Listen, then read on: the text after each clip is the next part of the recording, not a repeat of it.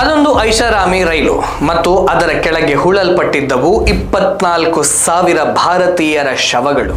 ಇದು ಮುಂಬೈ ಮತ್ತು ಪುಣೆ ನಡುವೆ ಚಲಿಸುವಂತಹ ರೈಲಾದ ಡೆಕ್ಕನ್ ಕ್ವೀನ್ನ ಕಥೆ. ಇಂದು ಲಕ್ಷಾಂತರ ಜನರನ್ನ ಆಕರ್ಷಿಸುವ ಸೌಂದರ್ಯದಿಂದ ಕೂಡಿದ ಈ ಹಾದಿ ವಾಸ್ತವವಾಗಿ ಭಾರತೀಯ ಕಾರ್ಮಿಕರ ನೋವು ಮತ್ತು ತ್ಯಾಗದ ಅಡಿಪಾಯದ ಮೇಲೆ ನಿಂತಿದೆ. 19ನೇ ಶತಮಾನದಲ್ಲಿ ಬ್ರಿಟಿಷರು ಭಾರತದಲ್ಲಿ ರೈಲ್ವೆ ಜಾಲವನ್ನು ಸ್ಥಾಪಿಸಲು ಪ್ರಾರಂಭಿಸಿದಾಗ ಅವರ ಉದ್ದೇಶ ಅಭಿವೃದ್ಧಿ ಆಗಿರಲಿಲ್ಲ, ಬದಲಿಗೆ ಅವರ ವ್ಯಾಪಾರ ಮತ್ತು ಸಾಮ್ರಾಜ್ಯವನ್ನ ಬಲಪಡಿಸುವುದಾಗಿತ್ತು. ಈ ದೃಷ್ಟಿಕೋನದಿಂದಲೇ ಮುಂಬೈಯನ್ನ ದಕ್ಷಿಣದ ಪ್ರಸ್ಥಭೂಮಿಯೊಂದಿಗೆ ಸಂಪರ್ಕಿಸಲು ಬೋರ್ ಘಾಟ್ನ ದುರ್ಗಮ ರೈಲ್ವೆ ಮಾರ್ಗವನ್ನು ನಿರ್ಮಿಸಲಾಯಿತು. ಈ ಯೋಜನೆಯನ್ನ ಪೂರ್ಣಗೊಳಿಸಲು ಸುಮಾರು 42,000 ಭಾರತೀಯ ಕಾರ್ಮಿಕರ ಶ್ರಮವನ್ನು ಬಳಸಿಕೊಳ್ಳಲಾಗಿತ್ತು.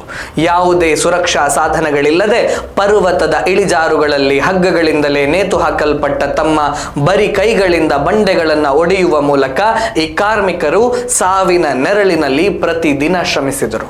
ಈ ನಿರ್ಮಾಣದ ಜವಾಬ್ದಾರಿಯು ಕ್ರೂರಿ ಬ್ರಿಟಿಷ್ ಗುತ್ತಿಗೆದಾರ ವಿಲಿಯಂ ಫೆವಿಯಲ್ನ ಕೈಯಲ್ಲಿತ್ತು. ಆತ ಕಾರ್ಮಿಕರನ್ನ ಹಗಲು ರಾತ್ರಿ ಕೆಲಸ ಮಾಡುವಂತೆ ಒತ್ತಾಯಿಸಿದ, ಗಾಯಗೊಂಡರೂ ಅವರಿಗೆ ವಿಶ್ರಾಂತಿಯನ್ನು ನಿರಾಕರಿಸಿದ ಮತ್ತು ಆಗಾಗ್ಗೆ ಅವರ ವೇತನವನ್ನು ತಡೆಹಿಡಿದ. 1859ರಲ್ಲಿ ಪರಿಸ್ಥಿತಿಗಳು ಅಸಹನೀಯವಾದಾಗ ಕಾರ್ಮಿಕರು ದಂಗೆ ಎದ್ದರು. ಆದರೆ ಬ್ರಿಟಿಷ್ ಸರ್ಕಾರವು ಅದನ್ನು ಕ್ರೂರವಾಗಿ ನಿಗ್ರಹಿಸಿತ್ತು.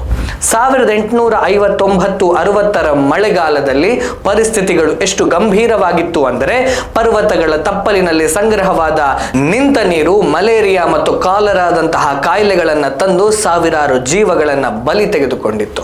ಭೂಕುಸಿತ, ಹಗ್ಗಗಳು ತುಂಡಾಗುವುದು ಮತ್ತು ಕಲ್ಲುಗಳು ಬೀಳುವುದು ಪ್ರತಿದಿನ ಹೊಸ ಸಾವಿಗೆ ಕಾರಣವಾಗ್ತಾ ಇತ್ತು.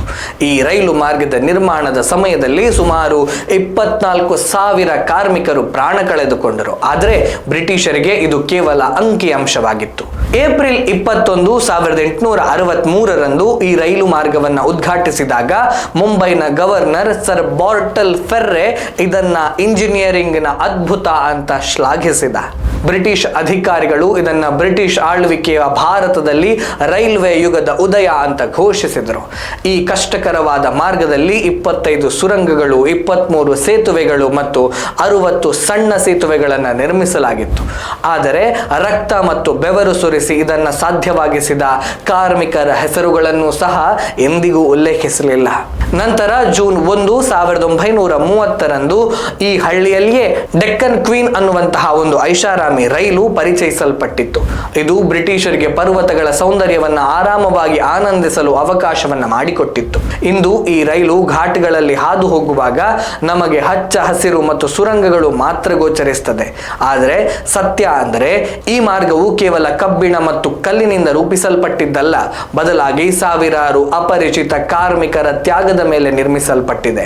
ಇತಿಹಾಸವು ಅವರ ಹೆಸರುಗಳನ್ನು ಮರೆತಿರಬಹುದು, ಆದರೆ ಘಾಟ್ಗಳಲ್ಲಿನ ಪ್ರತಿಯೊಂದು ಬಂಡೆಯೂ ಇಂದಿಗೂ ಆ ಕಥೆಯನ್ನ ಹೇಳುತ್ತಲೇ ಇದೆ.